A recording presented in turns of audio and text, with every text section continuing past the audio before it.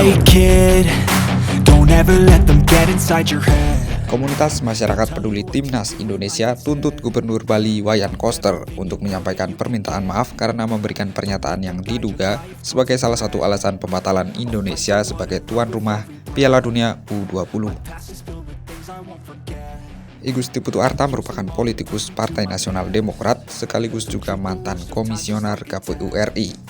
If only I could go back in time, I'd tell myself that everything will end up alright. Just push yourself. Lantang mendesak Koster minta maaf, ternyata Putu Arta bukan orang sembarangan. Ini perjalanan Putu Arta dikutip dari wawancara eksklusif Gema Bali bersama Putu Arta beberapa waktu lalu. Ya, bapak saya dulu sopir truk ya, sopir Jawa Bali. Karir tertingginya gitu, kalau kita bicara karir tertingginya ya saya itu adalah jadi pengusaha buah. Jadi waktu itu sekaligus mengantar buah ke Jawa untuk jualan jeruk, pulang dari Jawa membeli nenas begitu untuk dijual di Bali. Itu karir tertingginya. Karena itulah sejak kecil, sejak SD saya sudah tahu Jakarta, sudah tahu Semarang, sudah tahu Jogja, Surabaya. Karena ikut ayah yang naik truk Fuso itu, kita di belakangnya tidur di belakangnya tidur di belakang sopir gitu ya.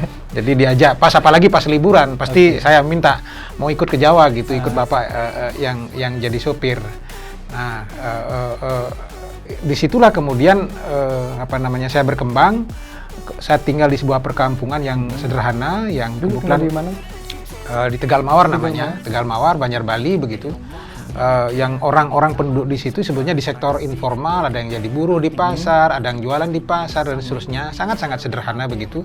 Tapi untungnya adalah di tempat itu ada sekolah-sekolah yang sangat bagus kualitasnya. SD-nya bagus, waktu itu SD-nya 3 terbaik di kota Singaraja, SMP-nya dekat SMP 1 Singaraja gitu ya.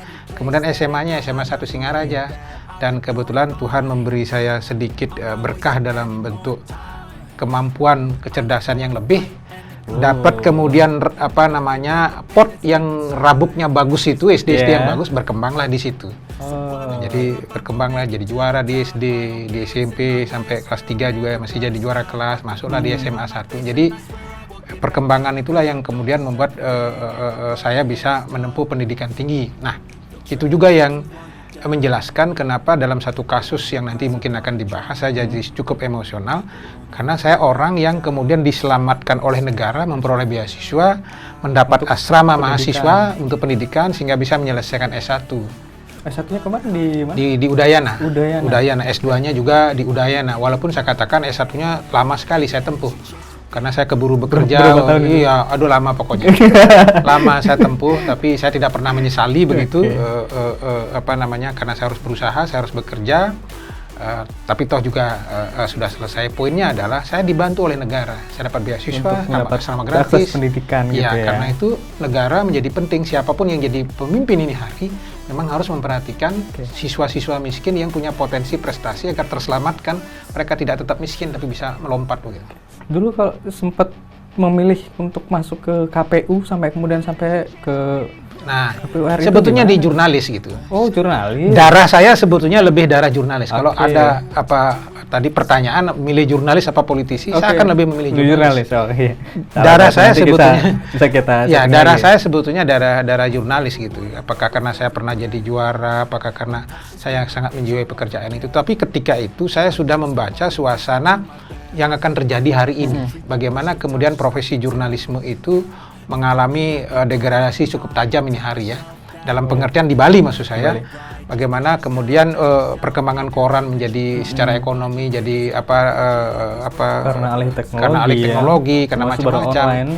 Dan juga saya harus mengkritik dengan tajam misalnya para pemilik modal di dunia media itu juga ikut melacurkan diri. Melacurkan kepada kekuasaan, kemudian menghambakan uang, sehingga hari ini orang menjadi jurnalis, membawa disket kemana-mana, pesan ini lalu dibayar segala macam. Saya sudah membayangkan apa yang akan terjadi pada saat itu, karena itulah kemudian begitu di koran saya waktu itu sudah ada kebijakan berita berbayar, wah ini udah nggak sesuai dengan Andi Nurani nih. Kenapa saya katakan kenapa saya harus mengatakan tidak sesuai dengan Andi Nurani, Bung? Saya 2 kali hampir terbunuh jadi wartawan. Oh. Ada saksinya itu, anak KMADI, kasus Iwan. Atau gimana? Iwan. Nah, Iwan anak KMADI yang fotografer dulu di Bali Pos itu saksi hidup itu. Bagaimana saya mau dibunuh oleh massa, dicari oleh massa karena mempertahankan kerja jurnalistik kita gitu ya. Kemudian yang kedua hampir diserempet di Jalan Kepundung masuk got begitu.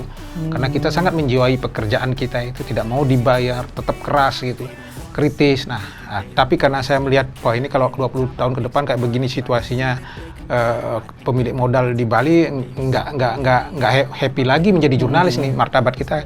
Makanya saya memutuskan kemudian segera mana kanalnya yang paling pas nih. Ya sudahlah, saya ke KPU Bali. Ya, di KPU Bali lah kemudian saya cari S2, saya sudah prediksi karena saya punya kawan-kawan banyak di Jakarta.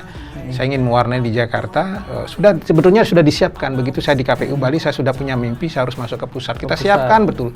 Sampai kemudian sambil kuliah segala macam. Nah, akhirnya cita-cita itu sampai ke pusat juga begitu. Kembali ke persoalan Wayan Koster dan dicabutnya status Indonesia sebagai tuan rumah Piala Dunia U20 2023. Mantan anggota KPU RI itu berharap Wayan Koster menyampaikan permohonan maaf dengan ikhlas kepada rakyat Indonesia dan warga Bali karena tindakannya dianggap mengakibatkan batalnya Indonesia menjadi tuan rumah Piala Dunia U20.